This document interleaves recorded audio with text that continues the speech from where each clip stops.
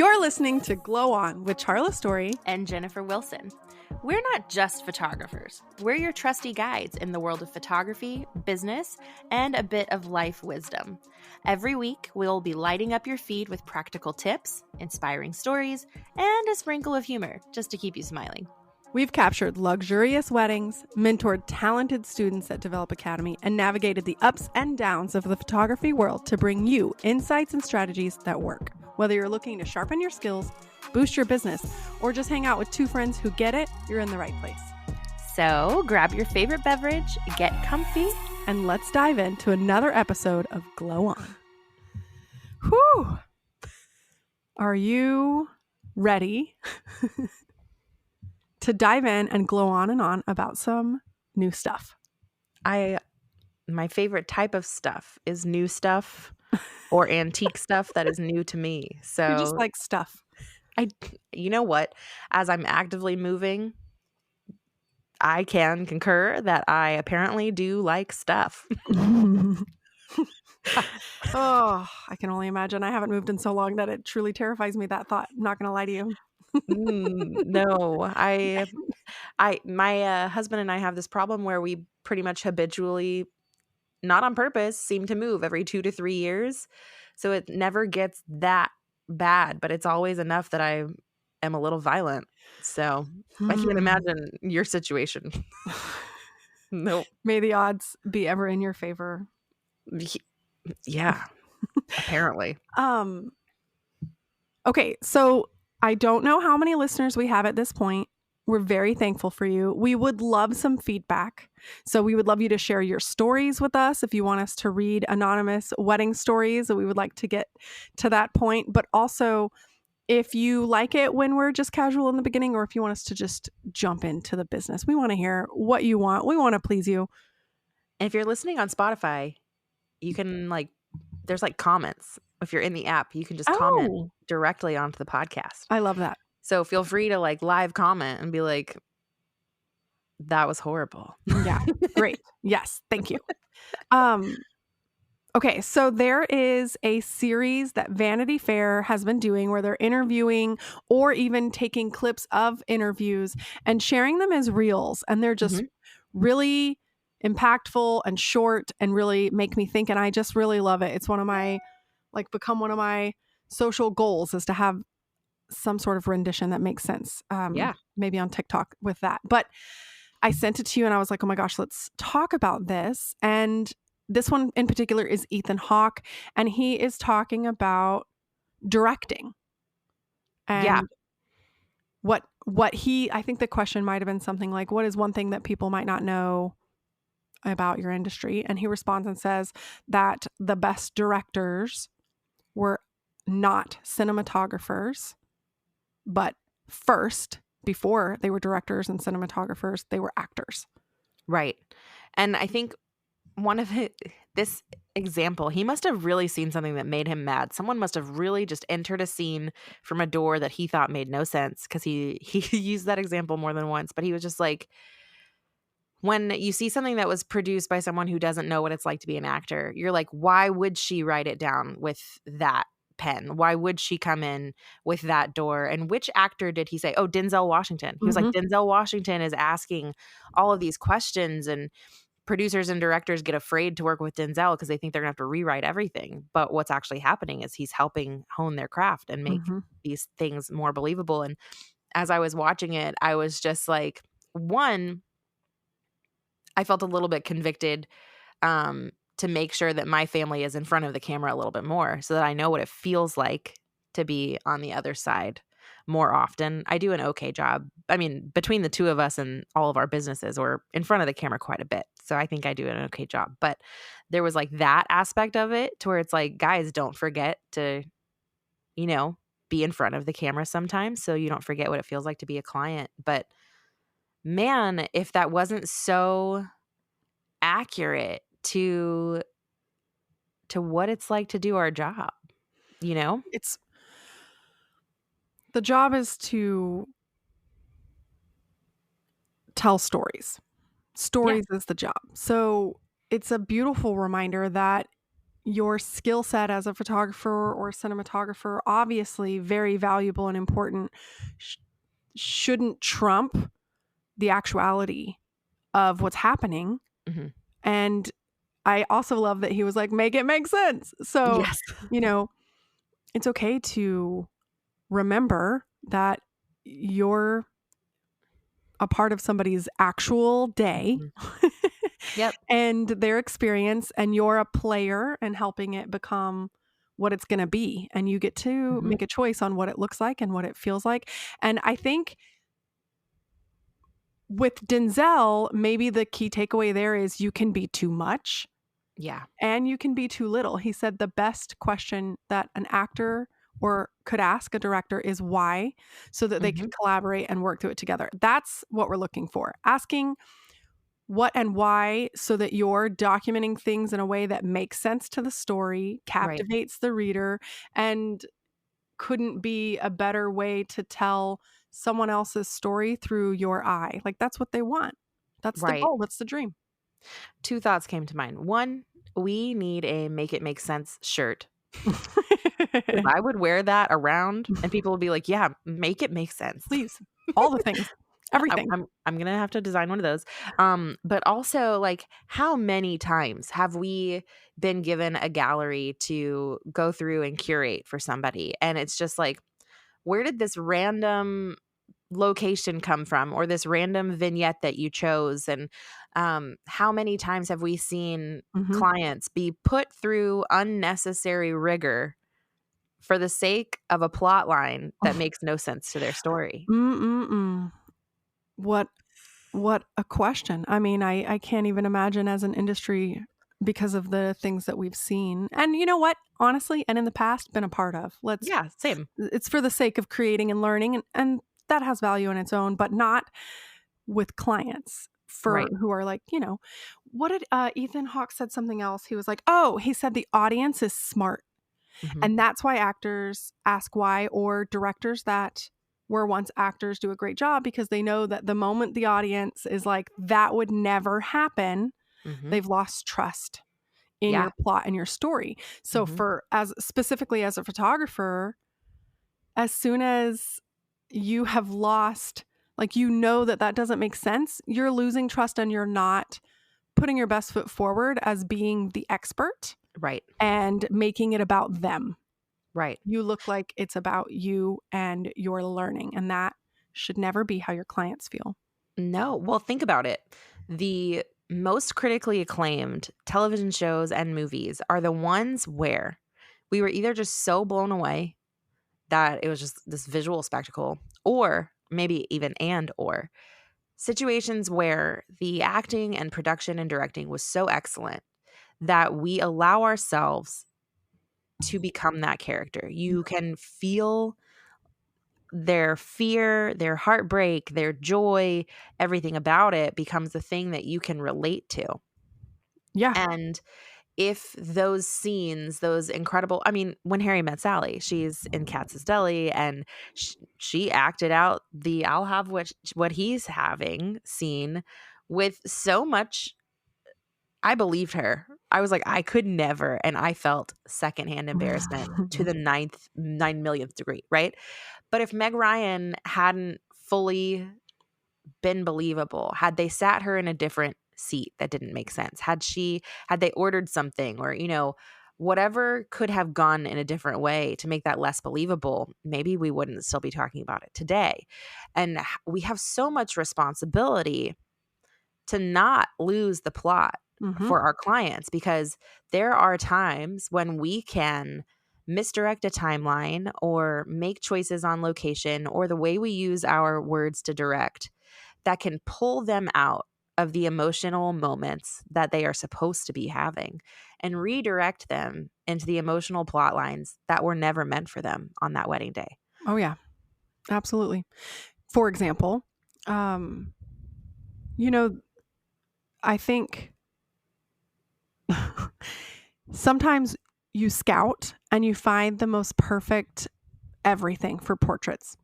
And then you have a goal to get there, but it's going to take additional effort. Mhm. And so wedding day comes, wedding's going to wedding. Things are going Yeah. to happen. You're expected to save the timeline a lot of times, no matter who you are, whatever role you're in. There is a point in the day where you feel like it is on your shoulders to get this timeline under control. You can be the photographer, videographer, florist, doesn't matter. You feel it. You're the one wearing the choker with a clock on it and it's ticking.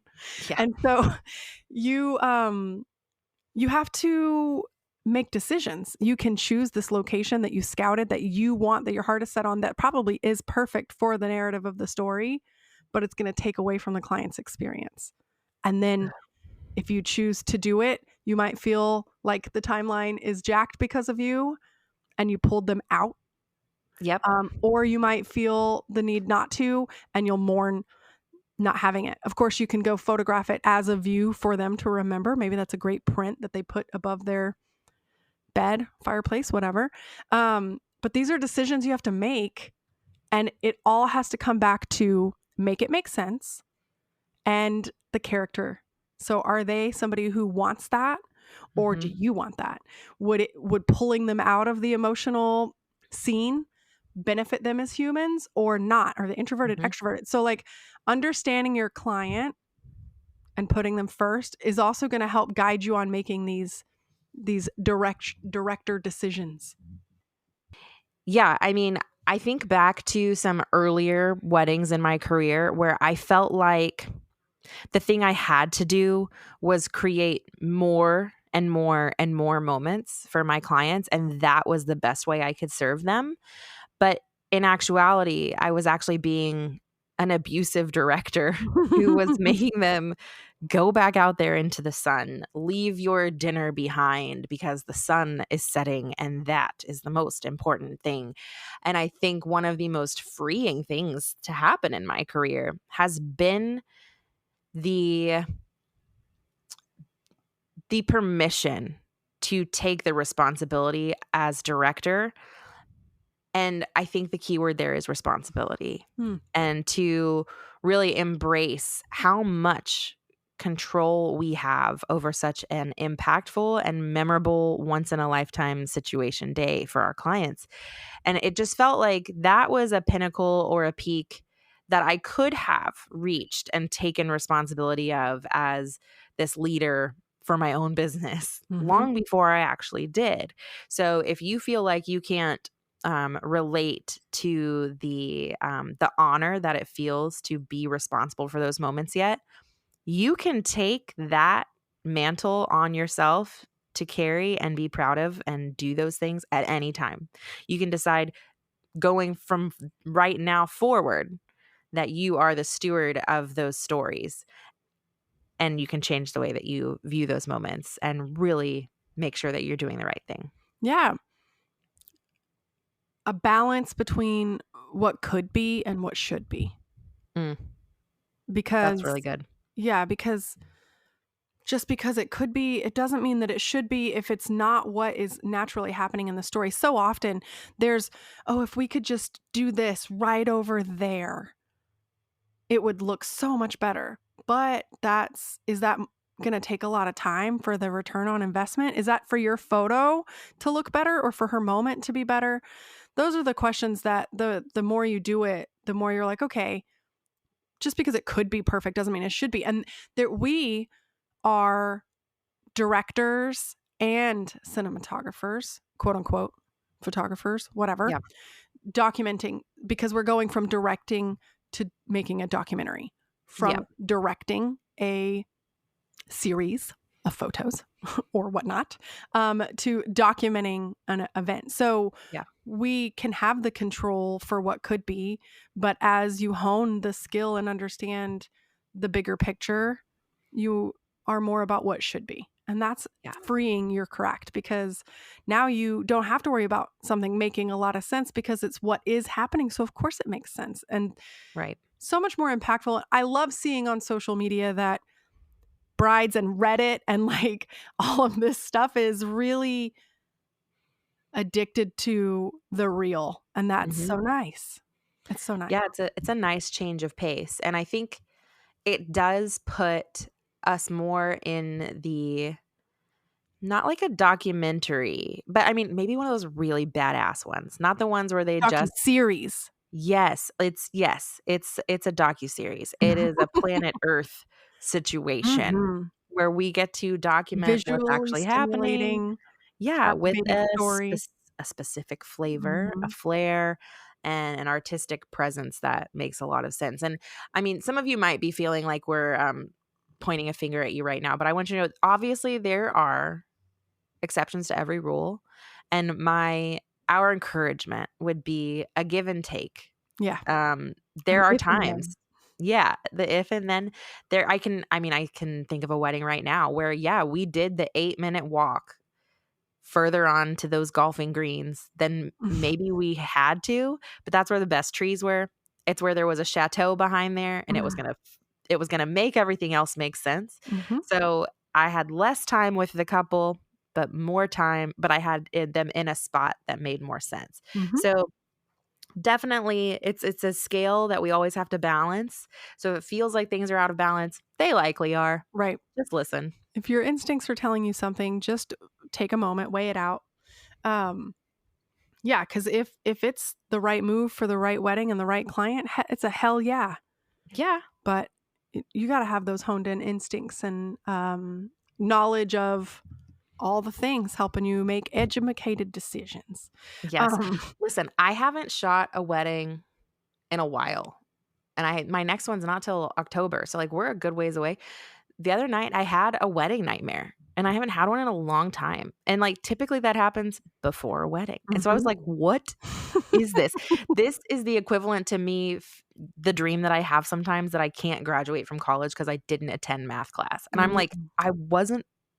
I didn't have any math to go to, but I woke up and I was like, "What was that?" And it was everything that could go wrong did, Yeah. and I say this and I bring up my horrible nightmare only to mention and add that, like, man, we carry a lot. We carry so much stress and so much decision making that it haunts us in our dreams when it doesn't even have to.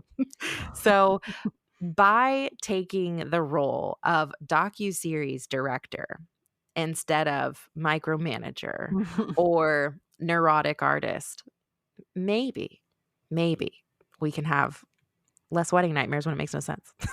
Yeah. I mean, it's similar to your every kind of photographer. For those of you that are photographers, every kind of photographer on the wedding day, portraits, documentary, shoot red carpet these Mhm. days, product, commercial, event. Um, you are also wearing other hats between Yep. director and everything that you just mentioned. Like it's fascinating. Yeah. That's why it's addicting. That's why we love it. Yeah. Is there something to be said for understanding the roles of other people who are helping make this documentary possible too, though? Because Um, as you were talking, I was getting flashbacks of when I worked for Patron Tequila and helped, like, dream up different sets for certain drinks and the Mhm. vibe, and we would go source the ingredients, and I would help light it, and I wasn't shooting it, but my job was to set it up and help the photographer get the light right, and I think about that, and then I think about us helping Maxine, and you trained with Maxine, and we were, like, legit on her team for a while, and, Maxine's a florist, one of the best in the whole world, by the way. And it's just that also, like,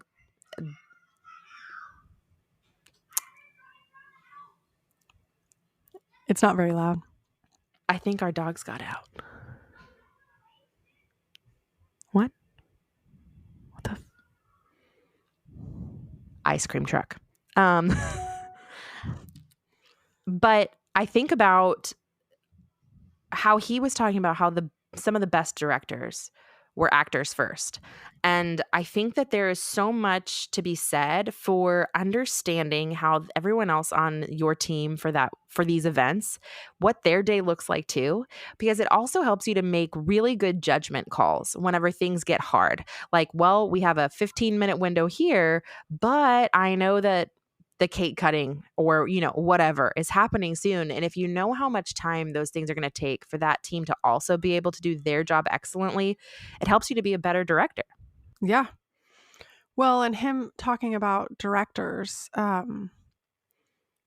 obviously I have hands down a favorite director, and I don't believe that he was an actor. Was Wes Anderson an actor? I don't think so. We Um, can I'm ask Google. Googling it right now. You can probably hear it. I Just couldn't. checking. You know what? No, he wasn't. I think it's because he's like a full-blooded artist. Yeah. Well, I think he's collaborative. I think he's extremely particular about casting and that they work together. And that's why he Yeah. keeps recasting. So a lot of weddings that we see produced, you're right. What roles do other people place? As soon as we have this level of like that, like no trust, and Mhm. along with vendors, and we're working together, and brides, I mean, just in general, brides, us, everyone Yeah. in the circle, when you're working at the same level of standards and service, similar to what Simone and Rebecca were saying, Mhm. like last Bringing it back. episode. Yep. They were like, oh, I love that she's my competition because she makes me so much better. Now, Yep. our fellow vendors on a wedding day are not our competition, but Right. their level and high standards of service and product that they're delivering adds to us wanting to deliver at that same level, which also adds to our pressure, but it's because we care so much. Ugh. Yeah. I mean, yeah. Simone did also say, and obviously we talked about the Olympics last week, but here we are. She also said, "I really wish I could stop competing against her." Yeah. Be because she's so good. Like, that's her Mhm. main competition. But I don't know. that's why you'll keep pushing and stay engaged and, you know. Yeah. So the other day, one of my, mom friends from Emmy's school is an art dealer, and their home is full of some of the most incredible art, but I mentioned how good the Dune movies are, Mhm. and she said she hasn't seen them yet, and I was shocked for a million reasons, but being able to be like, "No, you don't understand. You specifically will love this because of the visuals, because of the fact that there was a point in time where they filmed in both black and white and infrared, Mm. um, and their use of symmetry and balance, and I think about what goes on in the mind of a director who is doing something with that much intention, and obviously there's so many movies that are not Dune related that Yeah. have this much intention, but, like, visually and yeah, Wes Anderson is one, obviously, but to have such a strong voice both visually with the plot, emotion, casting, the score, everything, it's such a huge responsibility, and it's funny because, all the people that'll be like, "Let's do Dune, but make it Wes Anderson." And you see that he has such a strong Mhm. directorial voice that you can take something this creator did it with Deadpool the other day. You can take something that Wes Anderson would have never made, but make it look like it was his. Right. This is the exact kind of point here is sometimes you are Wes Anderson and sometimes you're Michael Moore. I don't know. Documentary. Oh, But I was thinking, director. like, I hope not. I mean, I don't No, I hope not as well. maybe, like, at a certain time of the month, I don't know. um and you get to do that. How you can look at your documentary photography opportunities and say, how can I do this here with my eye and make it different, distinct, and branded? Mhm. You don't have to always have full control, and that's the balance we're talking about. And Yeah. if you're not paying attention to the things that Vanity Fair is posting, you're missing out. Big advocate, always have been. Such a great source of inspiration and opportunities to make you think. And I know we talked about how the Olympics have a lot to do with our industry, but so does filmmaking, obviously. Oh my gosh. Yeah, you guys, if you haven't felt like you can take directorial permission in your work, let this be in your permission. But you know what I meant. Let this be the Put it in your permission that contract. let this I have be permission to take to be. directorial approaches to But tell you your know what? story. You know what? It's everything's connected. because this goes back to Sepia Bride. It goes back to Mhm. so many of the things we've already talked about. And I just want everyone to know that like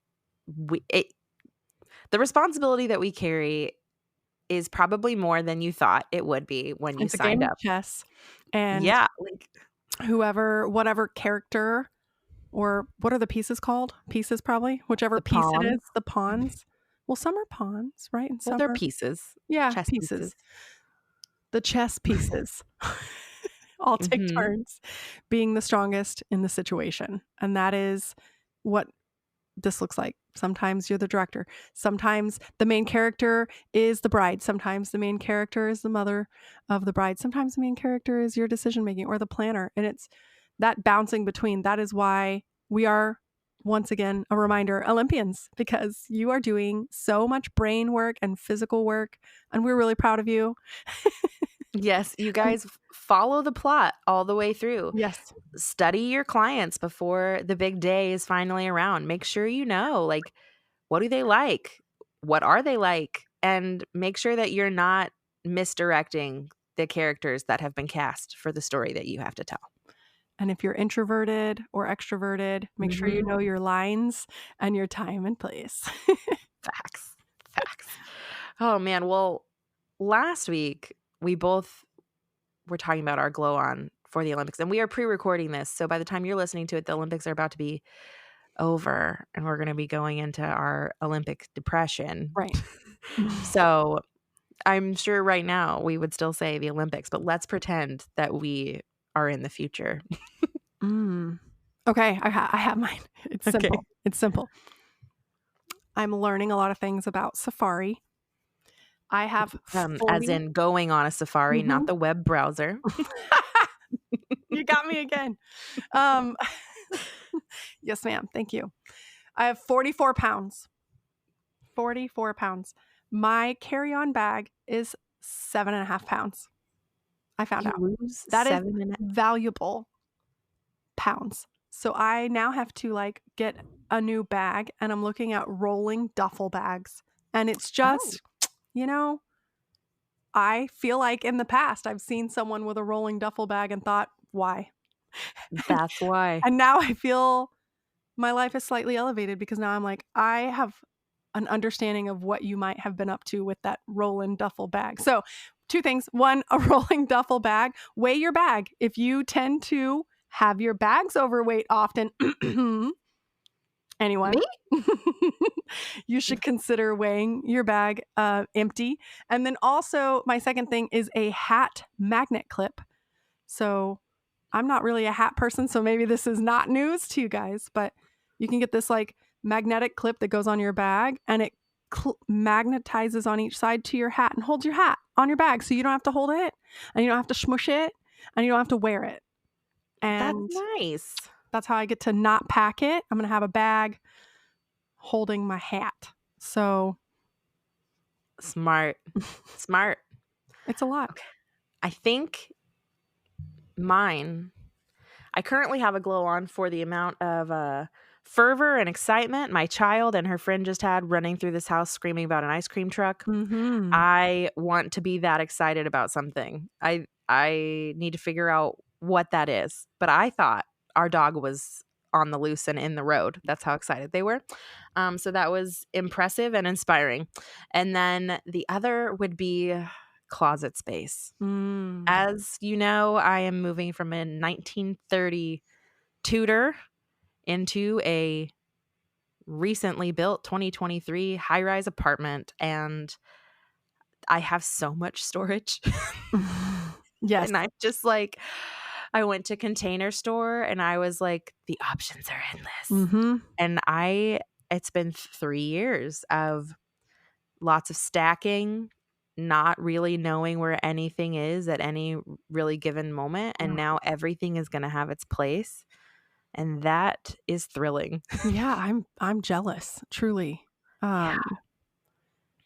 Um, uh, every time I house shop, I want something that's 100 years old, but the Yeah. bathrooms and storage are the things that hold me back. And I have that giant husband Yeah. who I'm pretty sure is not into small spaces. So No. He acts some kind of way. But I'm jealous because even though I don't have an old home, I still don't have storage. I can't wait for some storage. Talk to me I dirty, would you? Tell me about this. Tell me about these bins you got. What were these big bins, little bins? The cute bins? Did you get to choose colors of these bins? Talk to me. we picked out these acrylic shoe racks.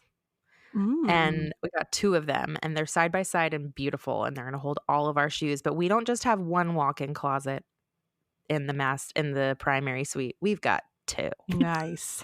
I know. Listen, here's my thing. Michael and I were talking about future home dreams, and I really think all I want is, if I was dreaming real big, would be to one day be wealthy enough to design a home from the ground up with a builder who understands the character of a 1930s home, but can do it with all the modern amenities and make everyone believe that this was always there. Yeah. But it's brand new. Well, And you already know that's how I'm going to get a quote unquote older home from this. yes. When So you work in that industry, you know. I'm manifesting it for us. I mean, I think that it's possible. And Yeah, totally. Actually, it's more possible than you think. yeah. Yeah. So that's what I'm going for. We'll be Yeah. ready to buy our next home in 2 to 3 years, and we'll see if it's ready then. There But you go. we'll find out. There you go. We'll see. Who's to say? We are to say. We are the directors of this story, and I will not lose the plot. I am going to make it make sense. Okay, well, guys, what is your glow on? Feel free to leave a comment and let us know. Yes. And we will catch you next week. Get your glow on. Hey photographers, feeling overwhelmed doing it all on your own? That's why we created In the Glow, an exclusive community where you can thrive together. Join us to build meaningful relationships in a safe, fun, and honest environment. Access top-of-the-line education every week, share your dreams, wins, and setbacks with supportive peers, and track your goals with mentors eager to see you succeed. Doors to In the Glow open again at the end of August. Head to developacademy.com and search In the Glow to join the waitlist now. Don't miss this chance to be a part of this transformative community.